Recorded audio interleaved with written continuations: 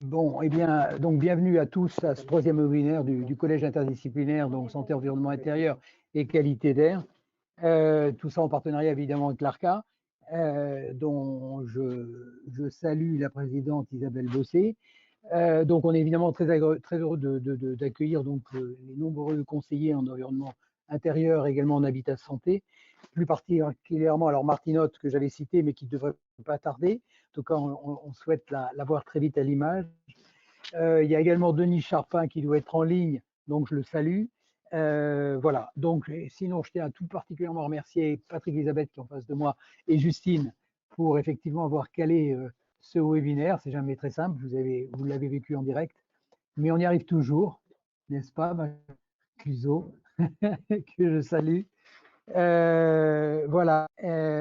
Donc, je tiens à remercier effectivement donc Patrick et Justine, mais également nos partenaires qui nous permettent le fonctionnement de ce collège, en particulier Novamex, Starwax, Advanza, Procter et Gamble, qui sont nos partenaires, mais également nos membres associés, que sont le groupe SEB, VMI Technologies, les laboratoires Protexom, Pando 2 et Nanosens, qui sont nos autres partenaires sur ces sujets, entre autres de qualité d'air.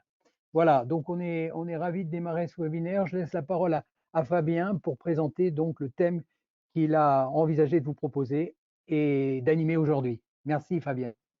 Eh bien, merci beaucoup Patrick, merci beaucoup à Airlab de nous permettre d'organiser ce webinaire. Nous avons choisi le sujet des conseillers en environnement intérieur et notamment l'exercice de leur métier pendant cette période très particulière de cette année par rapport à la crise sanitaire du Covid.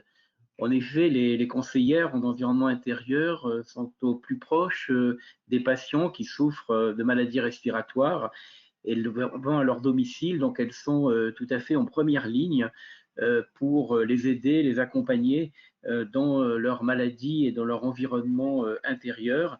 Et donc, je souhaitais permettre donc à différentes CEI de différents lieux de France de nous faire part de leur retour d'expérience de cette année très particulière. En effet, cette année s'est manifestée au mois de mars par un confinement généralisé de 55 jours qui a perturbé les visites des conseillers et ensuite donc des périodes de post-confinement et la réorganisation des visites. Alors, je voudrais remercier tout particulièrement celles et ceux qui ont accepté de participer à ce webinaire. Alors, il y a d'abord Marseille avec Rachel Filippo, qui est de la PPA, conseillère Habitat Santé à Marseille, donc qui va nous faire part de ce qu'elle a fait cette année par rapport aux visites à domicile. Ensuite, à Paris, Béatrice Collet, qui fait partie du service parisien de santé environnementale dans la mairie de Paris, qui va également donc nous parler de ce qui s'est passé plus particulièrement à Paris et des actions qui ont pu être menées à Paris. Catherine d'Auvergne est également de la PPA, de l'Association pour la prévention de la pollution atmosphérique, donc en Île-de-France, ainsi que Anne Herberich-Cluzot, qui elle est à Grenoble, qui va nous faire part aussi de ce qui s'est passé notamment en Isère. Et puis dans les Hauts-de-France, Émilie Eke et Corentin Job, qui vont nous rappeler aussi tout le travail qui a été fait par la PPA et par les conseillers, qui sont assez nombreux dans cette région, le travail qui a été mené. Et puis je salue également Isabelle Bossé, donc médecin allergologue à La Rochelle, qui est la présidente de l'ARCA, comme on vous l'a cité tout à l'heure, et qui nous fera part également donc des conséquences de cette crise sur les patients et sur les problèmes d'allergie et d'asthme qui ont pu se produire cette année. Alors, je voudrais, Martinotte, qui est la présidente de l'Association française des CEI, malheureusement a visiblement des soucis, je ne la vois pas pour être présente. Je lui avais demandé de nous présenter le métier de conseiller en environnement intérieur. Je vais peut-être demander à Émilie Eke de nous dire quelques mots sur votre métier comment est exercé votre métier, combien il y a de conseillers en France actuellement qui interviennent au domicile sur prescription médicale. Donc, je vous donne la parole pour quelques mots sur ce métier pour que tout le monde connaisse bien ce métier qui existe déjà depuis de nombreuses années, mais je pense qu'il est bon de rappeler comment est exercé ce métier de conseiller en environnement intérieur. Voilà, Émilie. Merci, Monsieur Skinazi. Donc, voilà, il y a deux entités, les conseillers médicaux en environnement intérieur et les conseillers en habitat santé, qui sont des intervenants qui se rendent au domicile de patients qui souffrent de pathologies respiratoires à la demande de médecins. C'est une intervention qui se fait sur prescription médicale exclusivement pour investiguer le logement des patients et voir s'il existe au domicile des patients des expositions qui peuvent être problématiques, aggraver la pathologie respiratoire de leurs patients. Donc, les CMEI ou les CHS sont formés soit à Strasbourg, il y a deux formations possibles, soit à Strasbourg, soit à Marseille.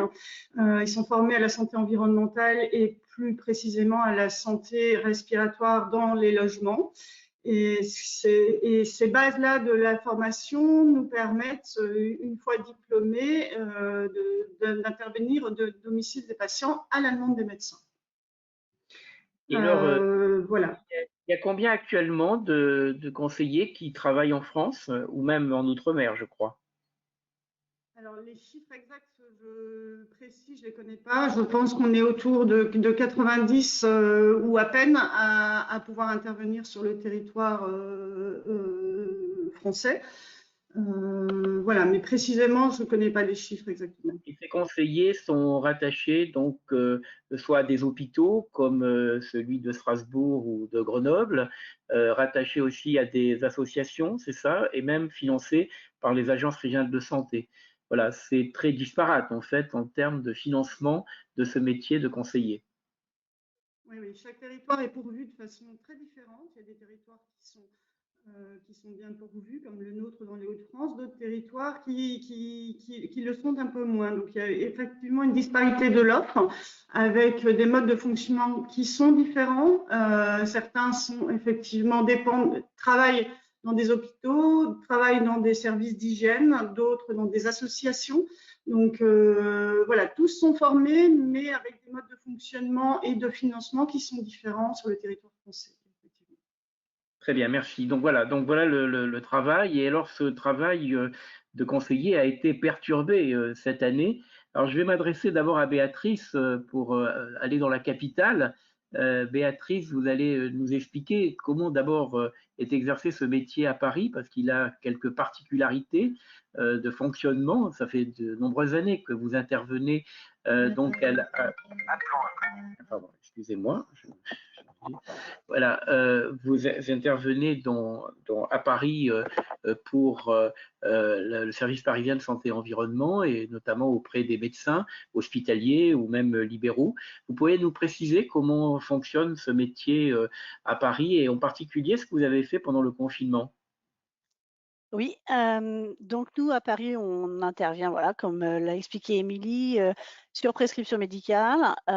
Comme j'appartiens au service parisien de santé environnementale, qui est un service de la mairie de Paris, on intervient dans tous les logements qui sont dans Paris intramuros, peu importe l'origine de la demande. Hem, je suis rattachée avec mes collègues. Nous, on est j'appartiens à une cellule où on est 4 CMEI et nous avons aussi au sein du SPSE des laboratoires chimiques et microbiologiques, ce qui nous permet de pouvoir effectuer, si nécessaire, des prélèvements au domicile. Pendant le confinement, en effet, on a, comme tous, je crois, arrêté les visites à domicile, mais on a développé parallèlement, en fait, pour pas laisser les gens sans réponse, des téléconsultations, en fait, par téléphone, de manière à quand même apporter une réponse, même si c'était pas la réponse la plus adaptée. Mais en tout cas, dans un premier temps, c'était une réponse qui était possible et on pouvait leur donner des conseils pour qu'ils puissent mieux gérer leur environnement, surtout qu'en plus, ils se retrouvaient d'autant plus longtemps dans leur logement. Pour ceux où il y avait des prélèvements qui étaient nécessaires, et bien ensuite, après le confinement, nous sommes intervenus à leur domicile pour effectuer les prélèvements nécessaires. Donc ça s'est plutôt fait en 2 temps pour certains patients plutôt qu'en 1 temps habituellement. On a développé aussi du coup les téléconsultations pour les demandes qui n'avaient pas de nécessité de prélèvement. Nous avons aussi créé une page en fait sur paris.fr où dessus on avait repris toutes les recommandations et toutes les consignes qu'il faut suivre en lien avec les recommandations de la Covid. Du coup, pardon, on a aussi, pardon, allez-y. Non, je vous disais, vous avez mis pas mal d'actions pendant le confinement, justement, pour pas perdre le contact avec les patients, hein, et donc C'est des ça. informations sur le site internet, et puis également des téléconsultations pour permettre de ne pas perdre finalement ces patients en cours de route, quoi. C'est ça. Sur le site internet, en fait, quand vous allez, puisque il est toujours actualisé, vous allez sur la page, en fait, vous avez accès à notre ligne téléphonique directe qui vous permet de nous contacter si les gens en ont besoin, ils peuvent nous contacter et on peut leur donner des conseils. Et ça, ces conseils-là sont faits c'est pas sur prescription médicale, en fait. C'est juste, ça permettait aussi de renseigner tout Parisien qui se posait des questions. Donc, en plus, évidemment, des consultations et audits au domicile qu'on fait habituellement. Et Catherine, alors vous, en Île-de-France, parce que vous intervenez, vous, non pas à Paris, mais en Île-de-France, Catherine, quel est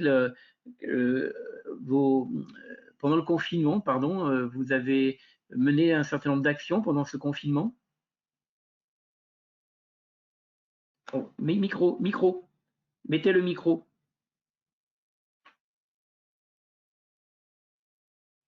Ah, on vous entend pas. Bon, alors, je pose la même question à Oui, Rachel. Allez-y, c'est Catherine. bon, désolée. Oui, allez-y. Oui, pendant Faut la mettre le micro. période de... Vous ne m'entendez Oui, pas? si, on vous entend très bien, allez-y. Durant la période du premier confinement, on a effectivement dû cesser les visites à domicile et on a donc mis en place des conseils à la fois gratuits par téléphone et parfois pour les zones les plus éloignées, les personnes avec des consultations téléphoniques. Et puis on a repris ensuite, quand on a repris en juin, malheureusement, toutes les personnes ne pouvaient pas être visitées. Il y a eu une restriction des patients selon leur pathologie et selon leur âge. La reprise a également correspondu à une période où on ne pouvait pas forcément faire de prélèvement de moisissures. En tout cas, ça n'était pas favorable. Ça a été reporté à la reprise de septembre. Je vais poser la même question à Anne Cluzot, et en particulier pendant cette période de confinement, le contact avec les médecins. Alors effectivement, le contact était très compliqué parce que les médecins étaient, comme je travaille beaucoup avec les pneumologues, ils étaient pris ailleurs par le Covid. Il est évident que personnellement, j'ai eu beaucoup moins de demandes. À un moment donné, j'en avais plus. Et ça a repris, ça c'était au tout début du confinement, ça a repris un petit peu une fois que chaque acteur de la santé dans un hôpital avait sa place et sa fonction dans les services d'urgence qui étaient bien jalonnés. Donc ça a repris un petit peu.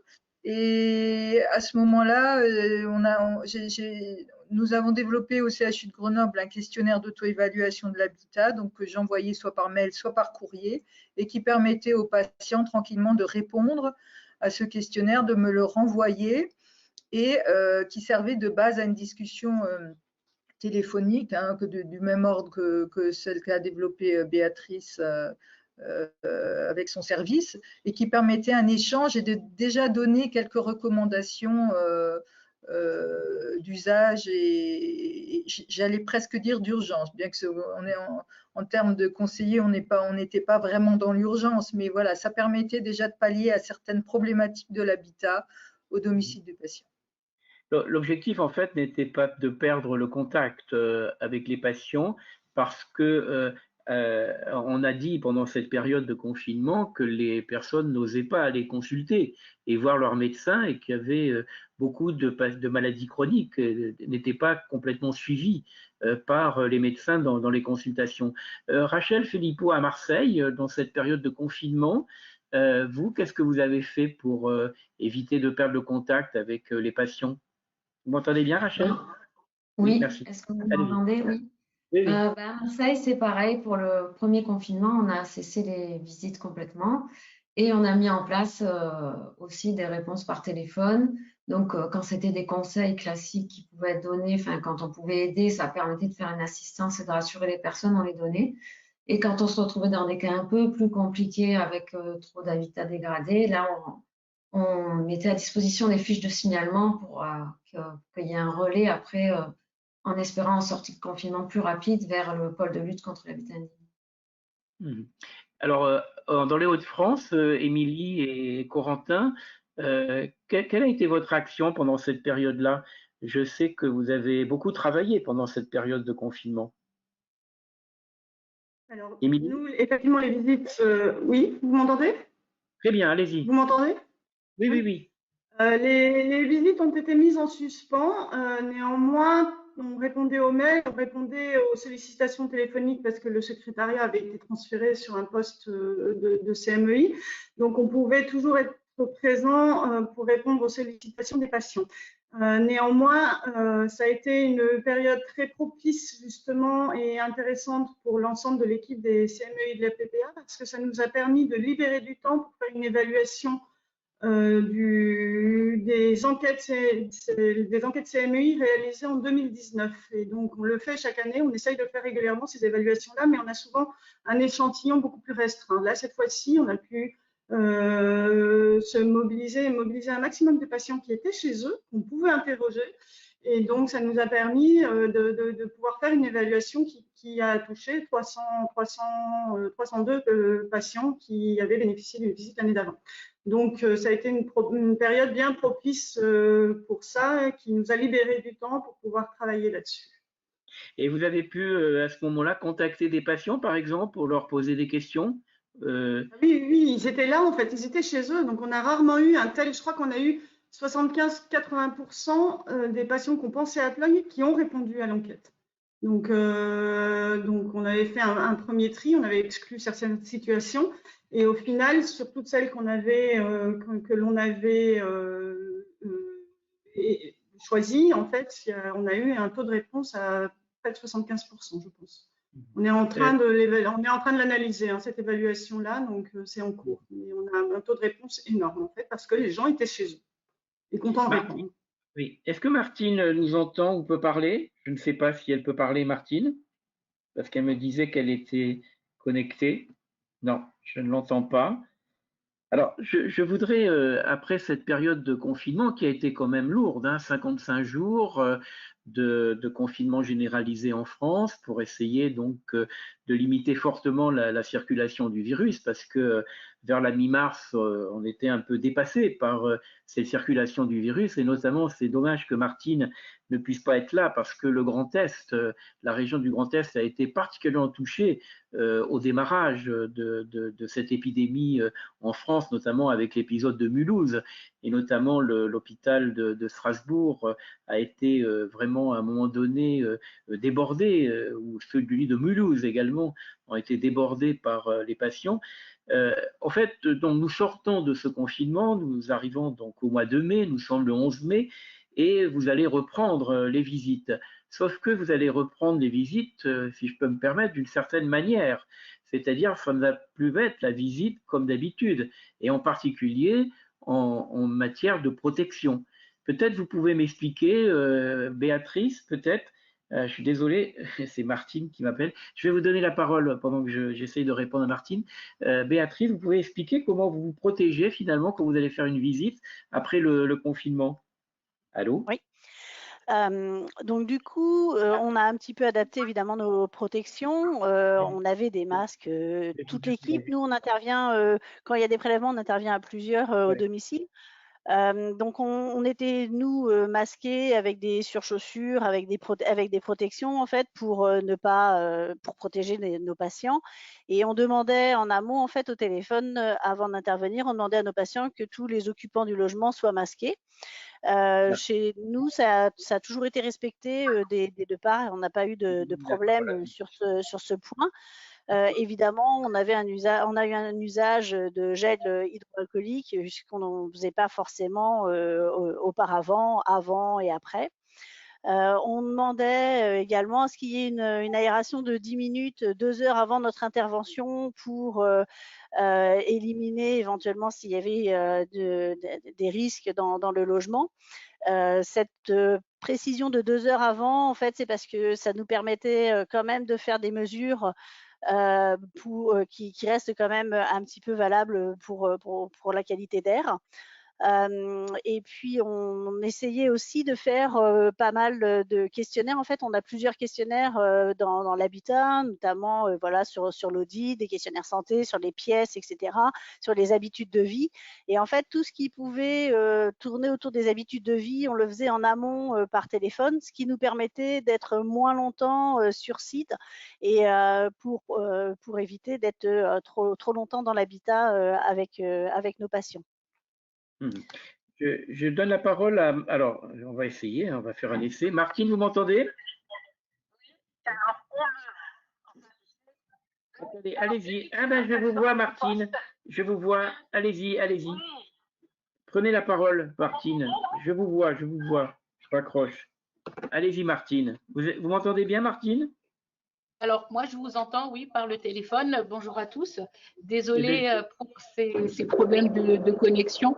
Je ne sais pas si c'est les pare-feux de l'hôpital, mais voilà. C'est bon? Alors, Martine, vous m'entendez sans le téléphone? Oui, on vous entend très bien, Martine.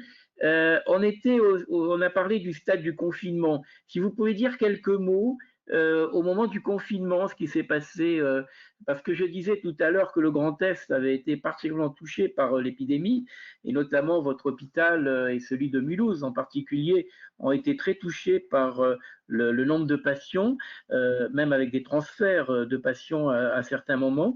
Comment vous avez vécu cette période, à la fois à l'hôpital, mais également auprès de vos patients habituels? Alors, c'est vrai que c'était quelque chose de très nouveau pour nous, plutôt impressionnant. Donc, toutes les visites ont été arrêtées. Et ce qui était vraiment, je veux dire, alors c'est vrai que le terme d'extraordinaire peut paraître inapproprié, mais la solidarité qui a vraiment joué à fond entre les différents soignants. Donc, on a vraiment essayé d'entraider nos collègues qui étaient dans les services, qui étaient au chevet des patients malades, pour les aider dans le nettoyage, dans tout ce qu'on pouvait aider pour leur faciliter leur mission auprès des patients qui étaient souvent quand même très sévères. Nous, ce qu'on a fait, donc les visites étaient complètement arrêtées. Bien sûr, on faisait rentrer les demandes quand il y en avait, mais elles étaient beaucoup moins nombreuses parce que, comme disait Anne Cluzot, les médecins étaient vraiment, certains pneumologues avaient consigne aussi d'arrêter leur consultation et d'autres étaient vraiment, les médecins hospitaliers étaient occupés par les patients Covid et Dieu sait que tous les jours, on découvrait de nouveaux symptômes, une prise en charge qu'il fallait adapter en fonction de l'évolution. Et c'est vrai que nous, on a eu des patients qui arrivaient en nombre. Donc, le service dont le professeur Desblés est responsable, donc une des unités a complètement été transformée pour une unité Covid et avec un accès qui était hyper réglementé en termes d'équipement, de surblouse, de masque FFP2, de charlotte, de surchausse. Enfin, c'est vrai que c'était assez impressionnant. Et je vous disais, la solidarité qui a joué, c'était aussi entre les équipes, mais aussi vers les gens de l'extérieur qui nous fournissaient en masque, en surblouse, les équipements qui nous manquaient. Vraiment, c'était quelque chose qui était marquant durant cette période. Je dirais même que c'est une période un peu épique. Je voulais donner la parole à Corentin Job, qui ne s'est pas encore exprimé. Et en fait, ce qu'on a constaté au moment de la levée du confinement, donc à la mi-mai, il y a eu quand même une inquiétude de la part des personnes en général et des patients sûrement par rapport à la désinfection des locaux. J'aimerais qu'on s'exprime sur ce sujet et peut-être d'autres aussi s'exprimeront parce que nous avons été très surpris en fait au moment du déconfinement de l'utilisation très large de produits de désinfection dans tous les sens du terme, hein, de désinfection de différents types, par la crainte de ce virus dont on disait qu'il survivait sur les surfaces et qu'il fallait donc un peu, j'allais dire, purifier les locaux constater la réouverture, par exemple, des écoles ou d'autres types d'établissements, des bureaux et autres. Et vos patients que vous rencontriez, est-ce que eux aussi étaient pris par la frénésie de cette notion de désinfection, Corentin? Alors bonjour. Alors effectivement, c'est vrai qu'il y avait une certaine cacophonie hein, dans les médias par rapport à l'utilisation des désinfectants, des nettoyants, de l'eau de javel, etc. Nous, notre message, il va à l'encontre de tout ça. Donc on s'est dit qu'on allait avoir un peu de travail là-dessus par la suite. Mais par rapport aux patients CMEI, c'était plutôt une minorité qui était anxieux par rapport à cette problématique de désinfection. En tout cas, nous, c'est ce qu'on a observé sur le terrain dans les Hauts-de-France. Alors, il y en a toujours, hein, il y en avait avant et il y en aura toujours hein, qui mettent l'accent là-dessus. Donc, peut-être qu'ils ont utilisé, eux, des produits de façon plus fréquente. Mais globalement, ce qu'on a observé sur le terrain, c'était qu'il n'y avait pas forcément un abus en général de ce genre de produits, malgré ce qu'on pouvait entendre dans les médias. Pour vos patients, pour les patients que vous rencontriez, n'abusez pas. Je pose la même question à Anne pour Grenoble et l'Isère. Est-ce que vous avez constaté, parce que il y a eu des signalements, hein, notamment dans les centres antipoison, Oui. il y a eu des tas de signalements d'utilisation très large de ces produits et des risques que ça pouvait entraîner. Est-ce que vous avez constaté quand vous êtes revenu chez ces patients qu'on avait mis en place des systèmes de désinfection, de produits de désinfection, peut-être de manière plus importante que ce que vous aviez l'habitude de rencontrer, Anne? Oui, en effet, Fabien, c'est effectivement, on a vu des patients qui affichaient dès l'entrée leur hygiène en nous exposant leur bouteille de gel hydroalcoolique et en nous posant des questions sur leur utilisation.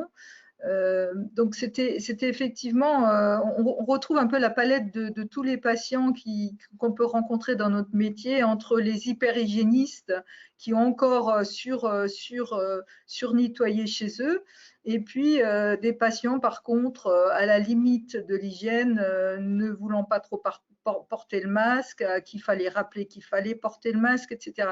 Donc je dirais un peu une exacerbation effectivement dans l'utilisation des gels hydroalcooliques et dans le nettoyage à tout va. Et puis on a surtout aussi vu des patients se confiner et ne plus ouvrir les fenêtres. Et là, nous étions en première ligne, tous les conseillers, pour rappeler l'importance de l'aération, de la ventilation, qui par la suite a été largement relayée par les médias.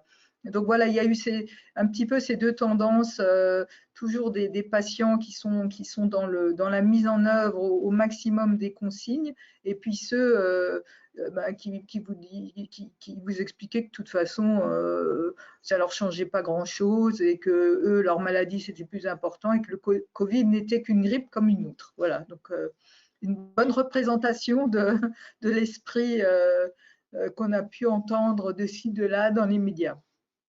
Rachel, à Marseille, quel était l'état d'esprit des patients quand vous reveniez les voir à domicile? Alors j'ai vu, on expliquait tout à l'heure Béatrice, qu'on limitait finalement le temps de présence, parce que d'habitude, une visite dure assez longtemps, au moins 2 heures, hein. Là, vous disiez, Béatrice, que vous limitiez un petit peu le temps de présence. Rachel, vous, les Marseillais, alors c'est une population très particulière, puisque eux, ils avaient l'IHU, et donc ils avaient tout ce qu'il fallait sur place pour se traiter. Quel était l'état d'esprit des Marseillais quand vous les rencontriez après le confinement? Ben, il y avait un peu de… Rencontriez, parce que les autres étaient en file d'attente devant l'IHU, mais ceux que vous rencontriez à domicile. Ce que je voyais à domicile, j'avais un peu, comme disait à Madame Cluzot, j'avais un peu ces deux différents tableaux. J'avais des personnes qui voulaient pas mettre de masque ou qui comprenaient pas trop pourquoi mettre un masque pendant la visite. On était à domicile, on n'était que deux. Donc ça, il y avait ce débat-là qui durait un petit peu au début de la visite. Mais j'ai eu aussi, mais pas beaucoup quand même, de patients qui, par contre, étaient excessifs, qui se lavaient même à la maison alors qu'il y a du savon les mains avec du gel hydroalcoolique toute la journée. J'ai eu une femme qui désinfectait toute la journée, qui se lavait les mains et qui ne mettait pas ses enfants à l'école de peur qu'ils attrapent le virus. Il y avait vraiment deux portraits vraiment différents de patients. C'était du cas par cas pour chaque visite, en fait. Et Émilie, oui, Émilie et Corentin. Émilie, dans les Hauts-de-France, l'état d'esprit des patients que vous retrouviez après ce confinement, quel était leur état d'esprit? Et en particulier, Rachel évoquait notamment, alors bon, l'utilisation de désinfection, mais également le port du masque. Est-ce que c'était quelque chose qui posait question par rapport au port du masque à domicile? Corentin, tu souhaitais dire quelque Oui, chose? Corentin, peut-être. Corentin. Oui, je voulais juste rajouter par rapport à la désinfection. Alors, je disais c'est une minorité, mais on a eu quand même des cas atypiques. Par exemple, un patient asthmatique qui utilisait des huiles essentielles pour augmenter l'efficacité de son masque ou pour le désinfecter. Donc, il mettait des huiles essentielles dans le masque et après, c'était respiré. Forcément, les symptômes ont suivi. Et étonnamment, en fait, c'était un patient qui était gendarme. Et l'ensemble de la caserne avait pris cette habitude-là de mettre des huiles essentielles dans le masque pour entre guillemets, le désinfecter. Voilà, donc c'est vrai que c'était une minorité, mais il y avait certains comportements quand même qui étaient assez atypiques et remarquables. Ensuite, concernant le masque, globalement, alors nous, forcément, il y avait un appel préalable par rapport au Covid, ce qu'on faisait déjà avant, mais là, on leur posait des questions par rapport à est-ce qu'il y avait des symptômes, etc. Et on leur a indiqué qu'il y avait un port du masque obligatoire. Et on a certains patients aussi qui avaient la difficulté de le garder, en fait, notamment les asthmatiques sévères, où ils portaient pendant 10 minutes, un quart d'heure au début de la visite, et après, voilà, ils avaient des difficultés à respirer avec ce masque-là, donc forcément, ils l'enlevaient. Donc, nous, dans la théorie, voilà, c'était dans les procédures. Après, dans la pratique, pour certains patients, c'était compliqué de le garder pendant toute la durée de la visite. Émilie, vous vouliez dire quelque chose également par rapport à l'état d'esprit? Oui, ça va dans le même sens. Vous m'entendez? Oui. Ça va dans le même sens. En fait, globalement, comme l'appel préalable permettait de fixer les conditions de la visite, il y avait une adhésion. Les patients acceptaient et même trouvaient normal de porter le masque. Et puis, dans les faits, sur place, effectivement, régulièrement, certains l'enlevaient. Voilà, c'était pas toujours sur la longueur de la visite facile pour les asthmatiques sévères de les garder. Mais globalement, il y avait une adhésion à partir du moment où ils donnaient leur accord. Finalement, on a rarement eu de surprise en arrivant sur place avec des patients qui refusaient de le mettre. Voilà, ça c'est notre expérience à nous, mais une adhésion assez correcte au port du masque. Martine, je voulais vous poser, vous entendez bien, Martine? Je voulais vous poser une question. Oui, je voulais vous poser une question à propos des traitements. Parce qu'on a dit que, et on posera la question aussi à Isabelle tout à l'heure, au niveau des traitements des patients, est-ce que les traitements finalement de vos patients ont été bien suivis? Est-ce que vous avez constaté dans vos consultations à l'hôpital des patients qui finalement avaient un petit peu abandonné leur traitement parce qu'ils pensaient à autre chose, au Covid, et que finalement, ou au contraire, ils ont été bien observants et ont bien utilisé les traitements qui étaient prescrits par les médecins? Est-ce que vous avez constaté ce type de relâchement éventuel? Alors, pendant le premier confinement, j'ai passé une partie du confinement à rappeler les patients pour déplacer et les consultations donc auprès des différents médecins. Et là, on a eu des questions des patients qui semblaient dire c'est vrai que dans les médias, c'était un peu confus au départ. Est-ce qu'on garde les corticoïdes inhalés ou est-ce qu'on les enlève? Et c'est vrai que donc on a dû leur repréciser qu'il fallait maintenir le traitement qui avait été prescrit, que c'était important. Et même si on n'est pas médecin, on leur redisait ça. Et du coup, quand ils revenaient en consultation, il fallait rappeler vraiment les choses. Je pense que Isabelle, au niveau du syndicat et aussi de la Société française d'allergologie, il y a eu des messages qui ont dû être précisés parce que c'est vrai que dans les médias, c'était parfois un peu confus pour les patients. Oui, Isabelle, Isabelle, par rapport à vos patients et ce que vous avez fait aussi au niveau du syndicat des allergologues, bon, il y a eu à un moment donné une certaine cacophonie, comme disait Martine, où on a annoncé, parce que ce qui se passait dans les médias, c'est qu'on faisait des annonces un peu brutales, et donc on disait, ah ben, il ne faut pas prendre ce médicament, etc. Et donc les patients étaient un petit peu, si je puis dire, déboussolés, mais on était tous un peu déboussolés pendant cette période du confinement. On se posait beaucoup de questions. Est-ce que vous avez constaté, Isabelle, un certain relâchement dans les traitements ou l'abandon, par exemple, de certains traitements ou des appels à votre cabinet pour poser des questions? Alors, pendant le premier confinement, on a demandé, suite aux directives de la DGS, du Conseil de l'ordre, etc., on a exhorté nos collègues libéraux à fermer leur cabinet, à ne voir que les urgences et à consulter, à privilégier au maximum la téléconsultation. Donc, c'est ce qui a été fait. Certains ont continué à consulter, mais il y a beaucoup de patients qui ne se sont pas déplacés, soit parce qu'ils n'avaient pas bien compris le système de déplacement avec l'attestation, où le motif médical était bien spécifié, motif médical impératif, et donc en se disant bah, finalement moi mes allergies c'est pas si impératif que ça peut attendre. Il y a eu ça, il y a eu aussi probablement des craintes dans certaines régions où le virus circulait beaucoup, des craintes d'aller en particulier aux urgences. Alors nous on n'était pas concernés dans nos cabinets, mais de patients qui avaient peur tout simplement de se contaminer par le virus de la Covid. Et en revanche, beaucoup d'appels pour savoir si on devait ou pas continuer les traitements corticoïdes locaux, soit dans le nez, soit dans les bronches. Donc ça, il y en a eu quand même quelques-uns. Certains patients ont fait vraiment le lien entre ce qui était dit dans les médias, arrêter les corticoïdes, etc., et les corticoïdes qu'ils prenaient. Donc on a fait à la fois de la communication individuelle et de la communication en général pour la poursuite des traitements. Pas beaucoup d'abandon de traitement, même des immunothérapies et des sensibilisations très peu. Et une autre chose qu'on a remarqué, c'est que cette période où les gens étaient confinés chez eux, alors c'est certainement pas valable pour les grandes agglomérations, mais dans les villes moyennes ou petites avec beaucoup de patients qui habitent à la campagne, ce sont des crises de rhinite allergique au moment de la pollinisation qui ont été absolument terribles parce qu'ils passaient plus de temps dans leur jardin à tourner la pelouse et à s'occuper de leurs fleurs que quand ils vont à l'école ou quand ils vont travailler. Et donc, en plus, il a fait extrêmement beau pendant ce premier confinement et même si les déplacements étaient très limités en extérieur, les gens ont passé beaucoup de temps dans leur jardin et on a eu beaucoup d'appels au secours, je dirais, pour des traitements d'urgence, semi-urgence, pour les soulager de leur rhinite ou de leur crise d'asthme au moment de la pollinisation. Donc ça a été vraiment les deux éléments les plus importants.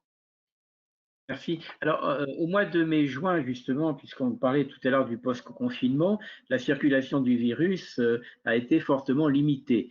Et donc, on est parti en vacances en juillet-août. Bon, moi-même, j'ai vu comment se passaient les vacances. On se relâchait un petit peu, on avait un peu oublié le virus. Et puis, il y a eu la rentrée. Et depuis la rentrée, eh bien, on a eu encore cette période de confinement, alors qu'il n'a pas été du tout la même de le premier confinement du printemps. Ça a été un confinement un peu plus allégé, mais ça s'est passé donc tout le mois de novembre. Là, on est ressorti donc du confinement. Dès ce soir, nous aurons un couvre-feu dès 20 h. Mais je voulais vous demander, depuis la rentrée, puisque bon, après la période des vacances, depuis la rentrée, est-ce que c'est la même chose avec vos patients? Est-ce que dans vos visites, d'abord, est-ce que vous avez eu des refus de visite? Béatrice, par exemple, est-ce que des patients à qui le médecin avait prescrit une visite, que certains patients ont refusé que vous veniez, par exemple, et aujourd'hui, est-ce que le nombre de visites, ça je pose la question à tout le monde, le nombre de visites est remonté ou est-ce que il est à un niveau un peu plus bas, j'allais dire, que par exemple par rapport à l'année dernière? Béatrice, par rapport à l'heure actuelle, ce qui se passe? Donc nous, on a eu sur l'année, on a un peu moins de visites que l'année dernière, mais c'est assez lié au confinement, ce qui a déjà été dit, où il y a eu moins de demandes. Après, maintenant, en fait, les demandes remontent. Donc je pense qu'en effet, les patients reconsultent en fait leur médecin et du coup, les prescriptions reviennent. Donc évidemment, on a fait moins d'audits cette année, mais on a compensé puisqu'on a créé les téléconsultations. Donc en tout cas, nous, on a répondu à toutes les demandes médicales qui nous sont parvenues, ont eu une réponse. Sous des formes différentes, mais on a répondu à toutes les demandes. Et on répond toujours à toutes les demandes, bien sûr. Et au niveau des refus, on en a eu peu, mais quelques-uns. C'était en général des personnes âgées qui ont déjà des pathologies lourdes, en fait, pulmonaires, mais voilà, vraiment des pathologies lourdes où il y avait des craintes à notre venue et ils ont préféré qu'on décale en fait l'intervention à post-Covid. Donc pour l'instant, ce sont des patients qu'on a mis en attente, en tout cas en termes d'audit. Après, on a quand même évidemment vu avec eux, on a fait, comme je disais tout à l'heure, une téléconsultation, donc on a essayé de leur donner des conseils, etc., pour quand même les aider dans un premier temps, identifier les sources qui pourraient vraiment être problématiques, même si en effet, on ne pouvait pas aller sur place et vérifier réellement. Mais ça reste quand même très, très anecdotique, hein. On a eu quelques cas et à chaque fois, c'était voilà, ce type-là, Oui. c'est-à-dire voilà, personnes âgées vraiment très polypathologie sévère. Béatrice, il y a une particularité à Paris, c'est que vous faites aussi des consultations dans votre service. Les personnes se déplacent et viennent en consultation. Cette année, vous en avez fait des consultations sur place? Non, du coup, ça, c'est une consultation qu'on faisait au sein de notre service. On l'a arrêté au premier confinement. Donc, évidemment, tout début d'année, on l'a fait. Mais au premier confinement, on l'a arrêté pour le transformer en téléconsultation également. Voilà. Donc après, voilà, à chaque fois, hein, c'est toujours le même principe. Quand on fait une téléconsultation, il s'avère qu'il y a une nécessité de faire une intervention au domicile pour ce patient-là, eh bien, il y a un audit qui est programmé ultérieurement, même si dans un premier temps, on l'a mis entre guillemets sur une téléconsultation. D'accord. Et Rachel, à Marseille, les refus des patients, est-ce qu'il y en a eu dans certains quartiers, par exemple de Marseille, ou des personnes qui ont refusé que vous veniez les voir à domicile, Rachel? Non, non, on a eu des quartiers où on n'avait pas trop le droit d'aller à la reprise parce qu'il y avait trop de cas positifs, mais les gens, en règle générale, n'ont jamais refusé les visites. On a constaté à peu près les mêmes choses que tout le monde. On a eu une baisse de demande et maintenant, ça remonte. Tout le monde revoit son médecin, donc les demandes redeviennent normales. Et la même question à Anne aujourd'hui, donc dans l'Isère, puisque vous intervenez dans l'Isère. Comment les choses se passent? Les choses sont revenues à peu près à la normale? Je Anne? dirais non, pas tout à fait. Je pense qu'il y a toujours un petit déficit de demande et j'ai quand même pas mal de personnes qui ont refusé la visite, notamment les personnes âgées ou des cas contacts, des personnes qui m'ont très aimablement prévenu qu'ils avaient été cas contacts et qui ne voulaient pas risquer de me transformer moi-même en cas contact. Donc effectivement, au jour d'aujourd'hui, surtout qu'en Isère, au premier confinement, on avait quand même pas beaucoup de cas, mais qu'en ce moment, on en a beaucoup plus. Oui. Il y a quand même un certain attentisme, aussi bien de la part des médecins d'ailleurs, parce qu'on priorise quand même les cas les plus sévères. et puis de la part des patients, où il y a quand même pas mal de patients qui ne veulent pas de visite à domicile. Et Catherine, en Île-de-France, vous intervenez, je crois, en Seine-Saint-Denis notamment, Val-de-Marne. Qu'est-ce que vous avez constaté à l'heure actuelle une reprise des visites ou c'est plus difficile? Catherine, votre micro. On a eu une baisse des prescriptions à un moment donné et puis à nouveau une réaugmentation à partir du mois d'octobre.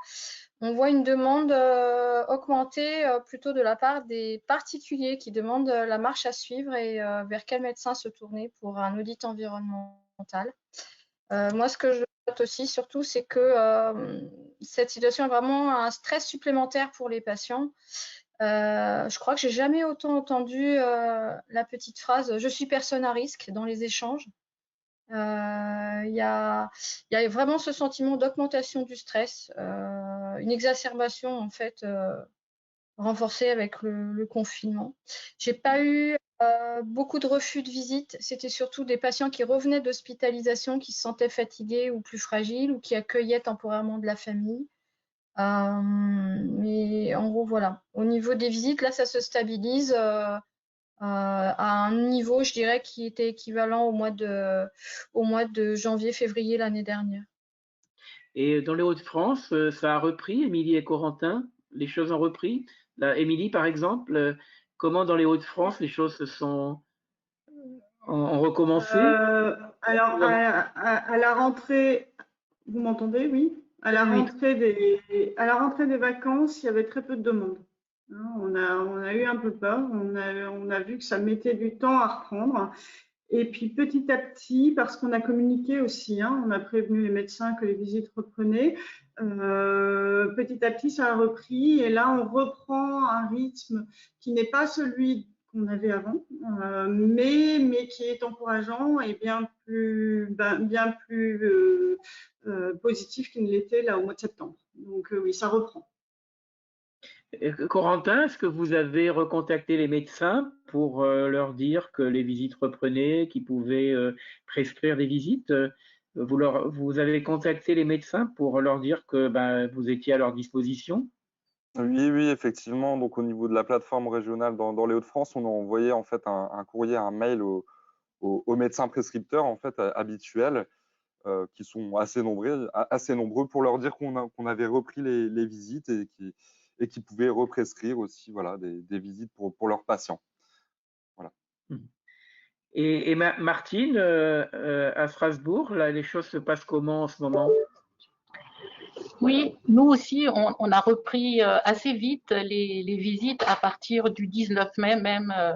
On avait tout de suite une première visite et on avait adressé à l'ensemble des conseillers de la France tout un protocole à mettre en place pour aller au domicile. Et une des recommandations, c'était notamment d'appeler le patient la veille pour savoir s'il n'avait pas des symptômes, lui ou son entourage. Et on a eu donc de temps en temps des patients qui nous ont appelés pour dire qu'ils étaient effectivement cas contact. Et du coup, la visite a été reportée. Ce qui m'a frappé aussi pendant cette période de confinement, c'est qu'il y a des personnes qui ont beaucoup fait de travaux chez eux, de peinture notamment, et du coup, il y en a qui ont fait chez eux sans ouvrir avec toutes sortes de peintures et avec des conséquences malheureusement sur leur santé respiratoire qui n'étaient pas toujours très heureux. Et des patients qu'on suit encore maintenant parce que le temps que tous ces COV soient éliminés, il faut que ça dure un peu. Donc c'est vrai que ça, c'est un peu les conséquences du confinement. Alors, j'avais une des dernières questions à vous poser avant de voir, Patrick, s'il y a des questions qui ont été posées directement sur les questions-réponses. Et je voulais commencer par Isabelle. Finalement, nous arrivons à la fin de l'année. Ça a été une année très dure de stress par rapport à un virus, comme l'a dit Catherine. On cite un certain nombre de dépressions également dans la population. C'est vrai aussi qu'un certain nombre de commerces ont été fermés. Il y a encore des tas d'établissements qui sont fermés. C'est très difficile comme situation. tous les jours, on peut le constater, la difficulté. Mais je voulais poser la question, non pas sur l'état mental, moral de la population, qui fait partie aussi de la santé, mais sur la santé physique. Comment vous avez retrouvé finalement vos patients à la fin de cette année? Est-ce que les choses se sont aggravées dans leur pathologie ou au contraire, ça a permis cette période peut-être de mieux prendre en compte sa maladie? C'est une année très particulière, il est vrai, et donc, est-ce que pendant cette année, les choses sont plutôt aggravées dans les pathologies, avec peut-être des crises plus importantes, comme l'évoquait Martine par rapport à des travaux qui peuvent être faits ou des masques qu'on imprègne d'huile essentielle? Comment vous avez vos patients à la fin de cette année? Dans quel état physique sont-ils? Et est-ce que les maladies ont été maintenues ou est-ce qu'il y a eu des aggravations? Vous citiez en particulier pendant la période de mai-juin, les pollens et les crises plus importantes peut-être que d'habitude, et notamment avec la température élevée. Aujourd'hui, vos patients, quand vous les recevez en consultation, dans quel état sont-ils? Alors évidemment, ils ont tous plus ou moins bien encaissé les confinements, plutôt moins que mieux d'ailleurs. Ils ont été très très gênés au moment du printemps, et là, ce deuxième confinement, qui n'en était pas vraiment un, mais avec quand même beaucoup de patients en télétravail, donc et les lycéens, les lycéens une semaine sur deux à la maison, les étudiants complètement dans leur résidence universitaire ou dans leur studio. J'ai trouvé que la période de octobre, fin octobre, novembre, avec tous les allergiques aux acariens, ça a été un petit peu plus compliqué pour eux, malgré effectivement, heureusement, les médias ont insisté depuis quelques semaines sur l'ouverture et l'aération, l'ouverture des fenêtres et l'aération pluriquotidienne des logements. Donc ça, je pense que ça a été un message qui est bien passé, et heureusement, parce que j'ai effectivement trouvé que la pathologie était peut-être un petit peu plus importante sur le plan allergique. Alors, à contrario, je pense que le lavage des mains et le port du masque a limité un certain nombre de rhinovirus, en particulier chez les enfants, qui dès le deuxième jour de la rentrée scolaire avaient le nez qui coule et le nez bouché et des otites, etc. Et là, il y en a eu beaucoup, beaucoup moins. Ça a été, comme ils sont à partir de 6-7 ans, 6 ans, je crois, obligés de porter le masque à l'école, ça a limité, je pense, tous ces rhinovirus, et on n'entend pas parler de, voilà, il n'y a pas beaucoup de trachéites, il n'y a pas beaucoup de rhinopharyngite, il n'y a pas beaucoup d'otites. Donc ça a été plutôt mieux. Alors, c'est très très difficile de donner une idée qui puisse, une idée purement, enfin une impression purement personnelle, puisque ici à La Rochelle, on a été très très très peu touchés, que ce soit lors de la première vague ou lors de la deuxième vague. On est encore un des rares départements en couleur très claire sur la carte de contamination. On a très très peu de contamination. Donc je pense que même à part certains patients, je pense que même l'angoisse globale du virus est beaucoup moins prégnante ici que dans des régions comme Auvergne-Rhône-Alpes ou l'Est ou la région parisienne, les Hauts-de-France, où là ça a été vraiment beaucoup plus impactant pour tout le monde. Donc dans ma région, ça a été, il n'y a pas eu un impact si important que cela. Je voulais poser la question justement à Martine par rapport au Grand Est qui a été le premier touché, mais ensuite il y a eu l'Isère, Auvergne-Rhône-Alpes qui a été aussi très touché, Marseille, l'Île-de-France ont été des régions très touchées. Martine, dans quel état sont vos patients aujourd'hui, puisque vous les voyez autant à l'hôpital que dans vos visites? Martine, vous m'entendez? Oui, oui, tout à fait. Oui. Alors, c'est vrai qu'il y a des patients qui ont aujourd'hui? vraiment besoin de parler, qui ont vécu le confinement dans des logements qui sont parfois vraiment très délabrés, voire insalubres. Du coup, forcément, ça n'arrange pas leur santé respiratoire. Et du coup, ils ont vraiment besoin de s'exprimer. Et en général, quand on vient et qu'on a pris, bien sûr, toutes les précautions qu'eux ont accepté de mettre le masque, ils sont contents. Ils ont des questions aussi sur la suite, les vaccins par exemple. Est-ce qu'il faut se vacciner? Quand est-ce que ça va s'arrêter? Ça, c'est des questions auxquelles on ne peut pas répondre.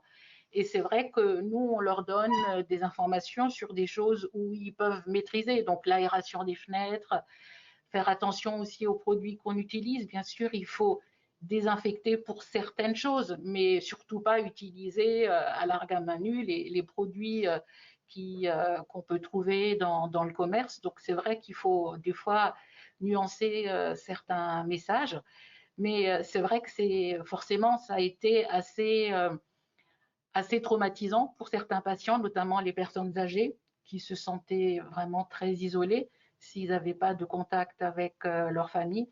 Quand on les rappelait, par exemple, pour déplacer les rendez-vous, ils étaient contents de parler. Et comme nous, on avait aussi un protocole où on testait les patients pour savoir avec la PCR, pour savoir s'ils étaient contaminés. Quand on les rappelait pour donner le résultat, mais c'est comme si on leur annonçait presque qu'ils avaient gagné au loto, tellement ils étaient contents d'avoir cette nouvelle.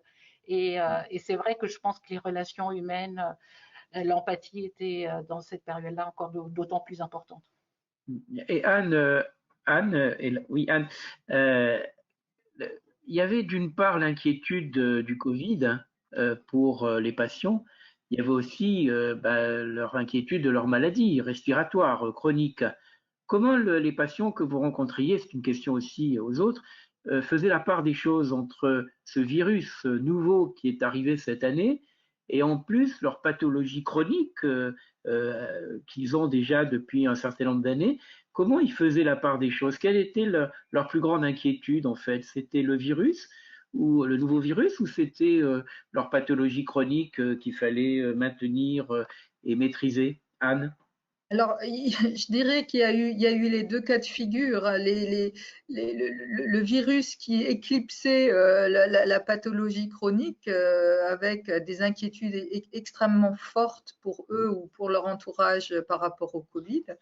Et puis, il y a eu les patients qui ont très vite quand même compris qu'il restait des malades chroniques et qu'il fallait absolument s'occuper d'eux-mêmes. Alors, on a effectivement, comme le disait, je crois, Martine, vu ces patients qui ont un peu levé le pied ou voire complètement sur notamment les corticoïdes, puisqu'il y avait eu des messages qui étaient passés un peu contradictoires. Donc, il y a eu effectivement quelques patients à qui il a fallu rappeler la nécessité de poursuivre tout leur traitement. Mais dans l'ensemble, c'est vrai que je dirais presque au jour d'aujourd'hui, pour les malades chroniques, il y a une espèce c'est presque rentré dans l'ordre. C'est un virus de plus, c'est quelque chose où il faut prendre des précautions en plus, mais pour le malade chronique, je pense notamment à la mucoviscidose, c'est des patients qui ont toujours été dans cette hygiène et dans ces précautions, et que ça, in fine, ça ne leur change pas grandement les choses. C'est un élément à prendre en compte en plus. Et Rachel, à Marseille, l'inquiétude du virus parmi vos patients? Ben, c'est pareil, ça va dépendre des patients. Il y en a qui se surprotégeaient ou qui sortaient beaucoup, qui ne mettaient pas leurs enfants à l'école, ouais, carrément.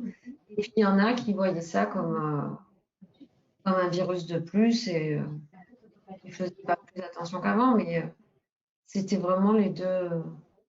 On avait quand même plus de gens qui faisaient moins attention des excès de protection. Parce que en fait, on ne les voyait pas, ils ne sortaient pas, ceux qui étaient en excès de protection, ils sortaient plus. C'était plus compliqué. C'était vraiment l'isolement le problème majeur pendant cette crise.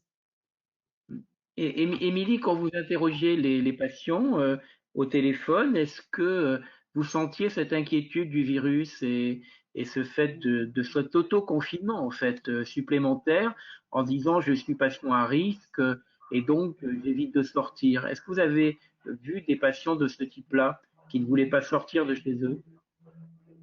Encore une fois, et là on a interrogé l'ensemble des CMEI de la plateforme avant le webinaire, encore une fois on n'a pas eu ce sentiment-là en fait. Les patients étaient contents qu'on vienne.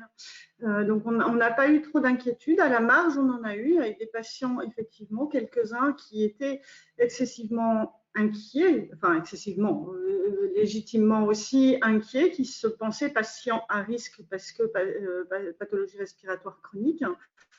Mais globalement, les gens étaient contents en fait qu'on vienne et contents de se livrer et contents de pouvoir livrer des choses et nous livrer des choses. Donc l'inquiétude, il y en avait, mais à la marge dans notre expérience à nous. Et Isabelle, particulièrement, vous disiez que vous étiez un département peu touché. Donc, l'inquiétude du virus ne ressortait pas, mais est-ce qu'on vous parle par exemple du vaccin aujourd'hui? Pas tant, pas tant. Là, les questions que reçoivent les secrétaires là, en ce moment, c'est est-ce qu'on peut passer Noël? On est une grande famille, on est plus de 6. Est-ce qu'on peut passer Noël ensemble? Qu'est-ce qu'il faut faire? Est-ce qu'il faut se séparer? C'est plus les asthmatiques qui posent ces questions-là en ce moment. La vaccination, ça leur a pas encore effleuré l'esprit. Je crois que tant que c'est pas vraiment, bon, il y a tout un. D'abord, elle est toujours pas arrivée, et puis les délais pour le grand public vont être, même personnes à risque, risquent d'être quand même de plusieurs semaines. Donc ils sont pas du tout là-dedans. Il y a quelques sceptiques évidemment, mais à la marge, hein, comme tout le monde, sceptiques du masque, sceptiques du vaccin, sceptiques des mesures d'hygiène élémentaires, de se laver les mains, etc. Voire sceptiques même de l'existence du virus. Moins que sur les réseaux sociaux, on en a quand même un petit peu dans les cabinets, mais c'est vraiment tellement anecdotique que ça n'a pas d'impact. Alors c'est toujours embêtant en consultation, hein, quand on est médecin, d'être obligé de passer du temps à essayer d'expliquer sans vouloir convaincre des gens qui de toute façon repartiront non convaincus. Donc ça prend plus de temps. On a de toute façon diminué nos nombres de consultations. Je pense qu'on est tous à peu près dans la même situation, ne serait-ce que pour pouvoir aérer et puis nettoyer les poignées de porte, etc. Enfin les quelques sièges, le divan d'examen et compagnie. Donc on a diminué nos nombres de consultations, mais c'est bien utile pour de l'éducation entre guillemets, enfin en tout cas de l'explication médicale, si tant est qu'on puisse en avoir, simple et non contradictoire avec tout ce qui se dit un petit peu partout.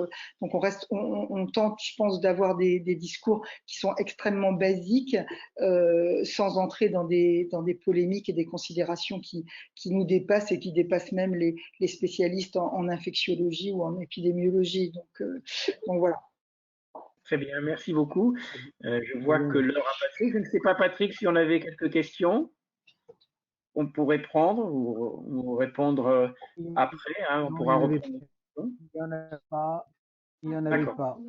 Alors, il y a Eric Thomas. Non, bon, non, pas de questions. Bien, merci Patrick. Eh bien voilà, je voulais vous remercier. On a fait un petit tour d'horizon de la situation. Merci beaucoup pour vos témoignages, les uns et les autres, de ce sujet un peu compliqué, finalement, d'être en première ligne auprès de patients qui, voilà, et vous nous avez exprimé en fait comment les choses se sont passées cette année, ce que vous rencontriez aujourd'hui. Alors, il faut espérer, comme disait Isabelle, que nos patients, nous allons passer de joyeuses fêtes de fin d'année, et en particulier, on sait que nous n'aurons pas la possibilité de sortir le jour de l'an, c'est interdit avec le couvre-feu, mais que le repas de Noël, a priori, devrait se passer donc sans contrainte particulière de couvre-feu. En revanche, je pense qu'effectivement, dans les messages qu'on doit faire passer aujourd'hui, et Dieu sait qu'on fait passer beaucoup de messages en ce moment dans les médias, il y aura prochainement un avis du Haut Conseil de santé publique sur ces regroupements familiaux, où on va donner un certain nombre de conseils, mais les conseils sont déjà connus depuis longtemps.